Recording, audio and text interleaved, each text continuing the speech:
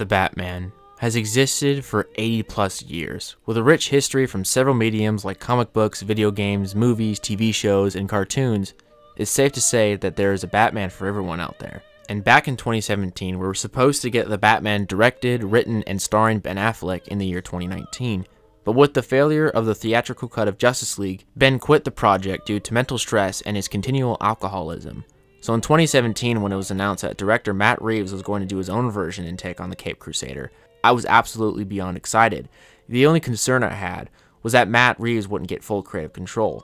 I have always adored his two Planet of the Apes movies. They are some of the most insane, most emotional, and complex blockbuster films I have ever seen. So I knew I would be in for a treat when it came to The Batman, considering Matt's previous films. As I saw the cast being announced, the marketing start, the trailers, and the way Matt Reeves talked about the character and the comic book lore of the Batman, I knew this film would be something truly special and everything every Batman fan has always wanted to see in a live-action adaptation of the Caped Crusader. But as I went into this film, I kept telling myself, can Matt really do something different compared to what we have already seen in previous Batman films? Can this really be a definitive take on the character and push the boundaries of how to make a film and even a comic book film? Can he really honor the source material like no other film director has? This has been the riddle I kept telling myself, because Batman has been one of my favorite superheroes since I was a little kid. He's always been there for me since I was a child, an angsty teenager, and now a young adult. So when I tell you that this movie actually does something different, pushes the boundaries on how to make a Batman movie, I wouldn't be lying to you, because this, to me, is the greatest live-action adaptation of the Batman that we have ever gotten.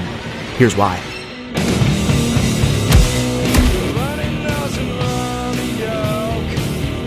Like everyone already knows, the reason this movie is so different compared to a lot of previous live-action incarnations of Batman is because we really get to see the detective side of Batman, the desperation of the oppressed Gotham, the gothic tones, skylights, and the criminals that run the streets, going all the way back to the origins of DC, Detective Comics. This Gotham has to be my new favorite since the Gotham narrows and Batman Begins. Gotham is wet, cold, dirty, angry, but above all else, gothic. This Gotham feels like a dystopian, futuristic gothic nightmare that's a mix between Gotham and the comics with a hint of Blade Runner.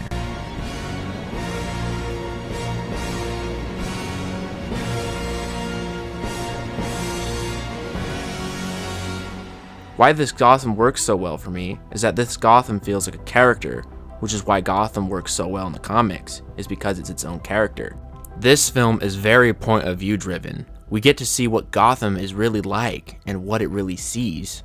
I may be stretching here a bit, but outside of the opening scene with Riddler, the first shot that we ever see is the light bulb that's turning on inside the bat signal, signifying Gotham as a watcher, something like Sauron in Lord of the Rings. So Batman has become one with Gotham and has become its vengeful protector. I'm vengeance. Yes. Speaking of Batman, Rob's performance as Batman was absolutely outstanding. Definitely my new favorite Batman. I felt his Bruce Wayne needs a little bit of improvement, but I bet that will come later in the sequels. But what I think works so well for this version of Batman is that I really feel Bruce's tragedy and his sadness. It made his Batman very relatable and emotional, and it reminded me a lot of Batman from Batman the Animated Series, where Batman is very stoic and quiet, and you can see the darkness that is inside of him. In my opinion, Rob's portrayal is very accurate to the comics. You really feel for the guy. Batman is a great tragedy, a person who perseveres, yet is still missing so much in his life. A person so broken, but still tries to change his city for the better. He's very broody in this film, and is lacking some humanity. That wasn't a bad thing in this movie. It was just to show Batman's brokenness. Rob's Batman very much felt like Batman from Frank Miller's Batman Year One. A man out of touch with reality and humanity. A person who is really obsessed with what he does and not really interested in being a philanthropist yet. A man driven by his vow he gave to his parents all those years ago. I'll talk about this later in the video, but the fact that Batman is actually a symbol of hope for Gotham at the end of this film was absolutely phenomenal, and something that I've always wanted to see in a live-action Batman film. At least in a way that this movie does it. But before I get into the story, characters, and the overall theme of this movie, I want to talk about the amazing filmmaking. Right off the bat, the opening scene in this movie got me hooked instantly. The cinematography in this film is frickin' unreal. Some shots look straight out of a comic book. Greg Fraser, who is the cinematographer for this film, is in my opinion one of the best cinematographers working today. He really knows how to convey dynamic shots and create perspective, which is very present in his previous works, like Dune, The Mandalorian, and another Star Wars project he worked on, Rogue One: A Star Wars Story, which in my opinion is the Star Wars film that has the best cinematography. Since he is able to create such great perspective, he was the perfect choice for this movie, because this film was trying to create and keep it in perspective, trying to keep it as a truly subjective and point of view driven comic book movie. Since Matt Reeves has stated over and over again that this would be a true point of view driven superhero movie, he wasn't wrong. We have never had a superhero movie like this where it's truly from the perspective of the main character and where we follow his point of view throughout the entire story.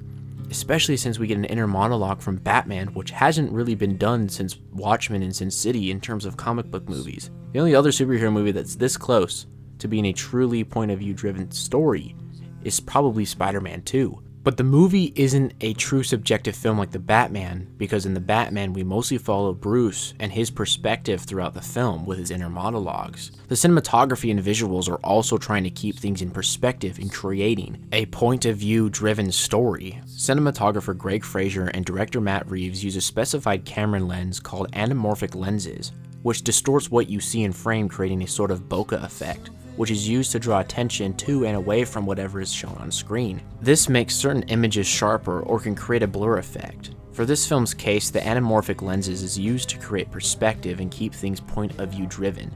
Matt Reeves is trying to keep everything in perspective, to use whatever is in frame to create a viewpoint to whatever is on screen. A shot like this creates perspective. The thugs on the left and behind are distorted to keep the viewpoint on the middle thug, because he is the one who makes his first move on Batman and eventually gets beat to a pulp. What else this technique does is, since the background is distorted and blurred, it keeps your focus down the center of frame, like the shot I already mentioned. This shot with Bruce at the funeral, the opening scene with Riddler, and several other shots in this film.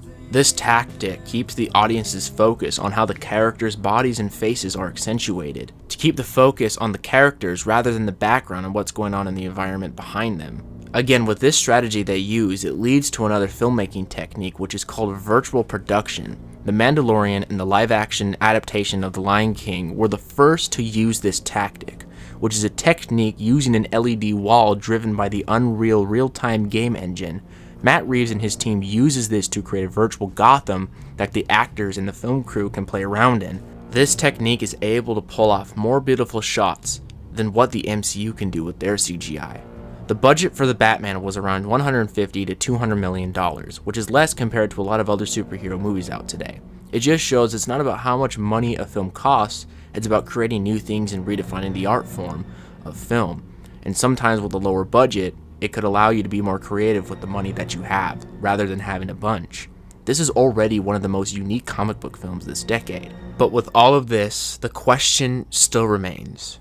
And the question is, how does this movie delve into the idea of heroism and what it means to be a hero, and how does this work as a Batman story in dealing with the idea of being a superhero, or maybe more so the personal journey of Batman in this movie. First off, the reason Batman works so well as a character is that he's not technically a superhero, he's just a hero, a guy going out of his way to do the right thing. But at the beginning part of this film, Batman isn't a hero yet. He's not even an anti-hero either. He's just a man who thinks he's doing the right thing.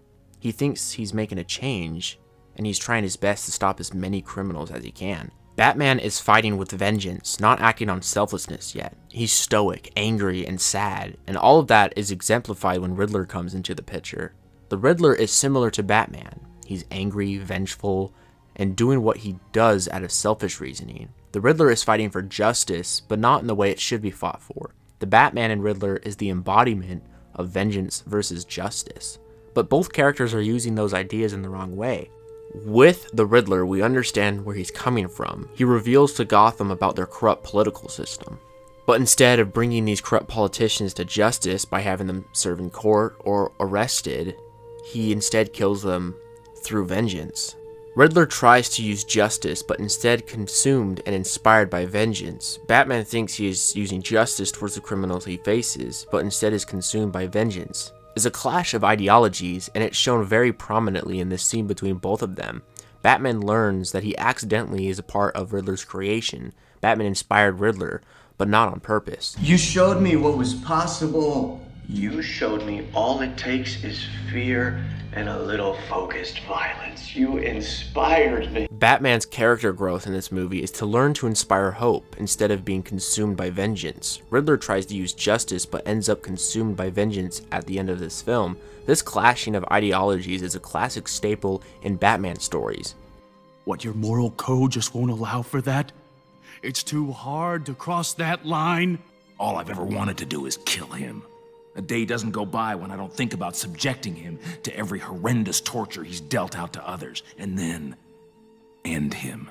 But if I do that, if I allow myself to go down into that place, I'll never come back. In Batman stories, it's never really about the physical battle, but the internal and mental struggle.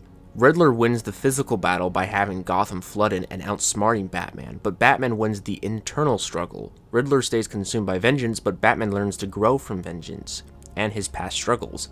This is what a classic Batman story is all about. This is what I love about this movie, that it's still a fresh take on Batman, but also keeps a lot of things the same and doesn't stray too far away from the source material. Matt Reeves has an immense passion and understanding of this character and his lore. His understanding of the character really shows at the end of this movie with Batman's ending monologue and the flare scene.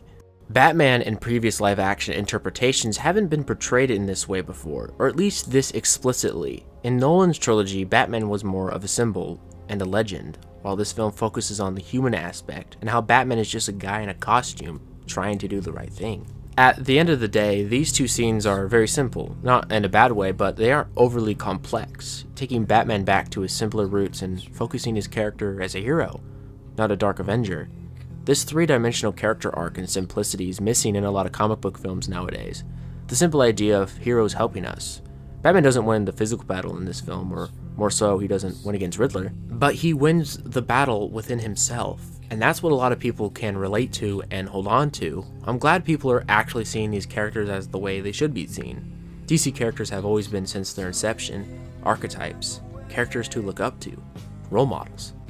That's the contrast between Marvel and DC. Marvel in the comics has a lot more tangible and grounded characters, while DC has a lot more characters who are more so fatherly and motherly figures, people to look up to, inspirations. They are still relatable, but they're more so role models. In a lot of superhero films nowadays, you get heroes saving the day, but more so out of just fighting a villain or just to push the story forward. The last superhero movie to be this inspirational as the Batman was Spider-Man 2.